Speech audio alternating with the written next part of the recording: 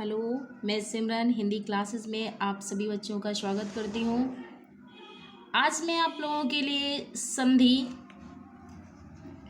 का चैप्टर लेकर आई हूँ व्याकरण में।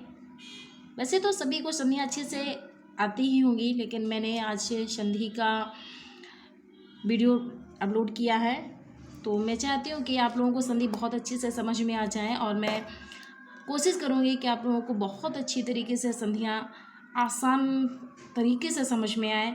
इससे पहले मैं बताना चाहूँगी कि देखिएगा, जो भी आपकी व्याकरण है, चाहे वो संधियाँ हों, समास हों, रस हैं, अलंकार हैं, छंद हैं, व्याकरण बहुत अच्छे से पढ़िएगा। धीरे धीरे मैं आकर के आपको आज संधियाँ बता रही हूँ। आज मैंने एक ही संधि बताई है, इसके बाद नेक्स्ट संधि बता दूँगी। धीरे धीरे अलंकार, रस, छंद सभी के बारे में आप लोगों को बताऊंगी। इससे पहले मैं कुछ कहना चाहूँगी आपसे। देखिएगा, मेहनत करते रहें, मेहनत करना ही आप लोगों का काम है, तो मेहनत तो करनी ही पड़ेगी। तो इसलिए मैं बच्चों को कहना चाहूँगी कि लहरों से डर कर नौका पार नहीं होती, लहरों से डर कर नौका पार नहीं होती, और कोशिश करने वालों की कभी हार नहीं होती, कोशिश करने वालों की कभी हार नहीं होती। नन्ही चींटी जब दाना लेकर चढ़ती है, नन्ही चींटी जब दाना लेकर चढ़ती है, चढ़ती दीवारों पर 100 बार फिसलती है। नन्ही चींटी जब दाना लेकर चढ़ती है, चढ़ती दीवारों पर 100 बार फिसलती है। मन का विश्वास रगों में साहस बढ़ता है, मन का विश्वास रगों में साहस बढ़ता है। चढ़कर गिरना, गिरकर चढ़ना न अखरता है। मन का विश्वास रगों में साहस बढ़ता है, चढ़कर गिरना, गिरकर चढ़ना न अखरता है। आखिर उसकी मेहनत बेकार नहीं होती, कोशिश करने वालों की कभी हार नहीं होती, कोशिश करने वालों की कभी हार नहीं होती।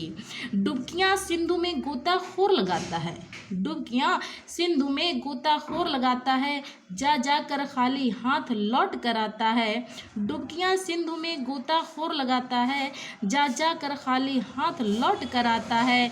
मिलते नहीं सहज ही मोती गहरे पानी में, मिलते नहीं सहज ही मोती गहरे पानी में।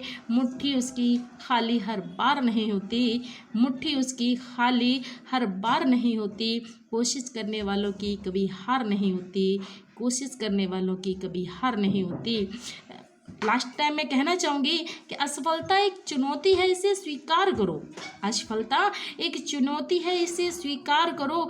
क्या कमी रह गई देखो और सुधार करो, क्या कमी रह गई देखो और सुधार करो। जब तक न सफल हो, जब तक न सफल हो नींद चैन को त्यागो तुम, जब तक न सफल हो नींद चैन को त्यागो तुम। संघर्ष मैदान छोड़कर मत भागो तुम, संघर्ष का मैदान छोड़कर मत भागो तुम।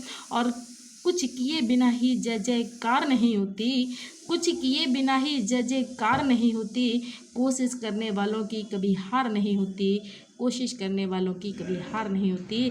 इसी क्रम में आज मैं आपको बताऊंगी। देखिएगा, संधि, संधि का शाब्दिक अर्थ होता है मेल। क्या होता है? संधि का शाब्दिक अर्थ होता है मेल। दो निकटवर्ती वर्णों के परस्पर मेल से जो विकार उत्पन्न होता है उसे हम संधि कहते हैं। तो मैंने परिभाषा आप लोगों को दी है, दो निकटवर्ती वर्णों के परस्पर मेल से जो विकार मतलब परिवर्तन होता है उसे हम क्या कहते हैं? संधि। अब कहेंगे संधि और समास तो दोनों का विग्रह करने पे एक जैसे लगते हैं। तो देखिएगा, जो संधियाँ होती हैं ये ध्वनियों का मेल होती हैं, और समास जो है शब्दों का मेल होती हैं। क्योंकि जैसे कि विद्यालय, तो विद्यालय में जो भी एक तो पहला पद और दूसरा पद, जैसे कि विद्यालय दिया जाए तो विद्यालय में विद्या पहला पद है और आलय आपका दूसरा शब्द हो गया। तो प्रथम वर्ण का अंतिम वर्ण और आलय का दूसरे पद का प्रथम वर्ण ले लिया जाता है। तो वर्ण मिस होते हैं अक्षर, ठीक है। तो इस प्रकार से ध्वनि का मेल होता है और समास जो होता है शब्दों का मेल, जैसे कि राजा का पुत्र, राजपुत्र मतलब कि राजा का पुत्र। इसके क्रम में आप देखिएगा संधि के प्रकार। देखिए आपको संधि समझने के लिए सबसे पहले संधि के प्रकार बहुत ही आवश्यक हैं। तो संधियाँ जो होती हैं वो आपकी 3 प्रकार की होती हैं। मैंने बहुत ही सरल तरीके से आप लोगों को समझाने की कोशिश की है, आशा करती हूँ कि आप लोगों को बहुत अच्छे से समझ में आएगा। तो आपका आता है संधि के भेद। तो संधि ये 3 प्रकार की होती है संधि है। पहला है स्वर संधि, दूसरा है व्यंजन संधि और तीसरी है आपकी है विसर्ग संधि। 9th से लेकर के इंटर तक के छात्र छात्राएं आपके सिलेबस में जो विज्ञान वर्ग के हैं उनके में स्वर संधि है। तो स्वर संधि बहुत अच्छे से समझ सकते हैं आप लोग। तो स्वर संधि, तो जो स्वर संधि आपके सिलेबस में है तो देखिएगा, तो स्वर संधि कहते किसको हैं, तो ये जानना आपके लिए बहुत ही आवश्यक है। 2 स्वरों के मेल से जो विकार उत्पन्न होता है, 2 स्वरों के मेल से जो विकार उत्पन्न होता है उसे हम क्या कहते हैं, स्वर संधि कहते हैं। और स्वर संधि के 5 प्रकार हैं, वो इस प्रकार से हैं। देखिएगा मैंने बहुत अच्छे से बनाया हुआ है कि पहला है आपका दीर्घ संधि। पहला क्या है, दीर्घ संधि, दूसरा गुण संधि, तीसरी वृद्धि संधि और चौथी यड़ संधि और 5वीं अयादि संधि। बहुत अच्छे से याद कर लीजिए। स्वर संधि के प्रकार कितने हैं, 5 हैं, दीर्घ, गुण, वृद्धि, यड़ और अयादि। इसके बाद आपका देखिएगा सबसे पहले आपकी ये दीर्घ आती है ना, तो मैंने आज दीर्घ को पढ़ाया है, दीर्घ को बताऊंगी मैं। देखिएगा दीर्घ का सूत्र होता है अका सवर्णे दीर्घा। तो इसमें हम पहचानेंगे कैसे, देखिए बहुत छोटी सी ट्रिक है, बहुत ही सरल तरीके से आप समझ जाएंगे।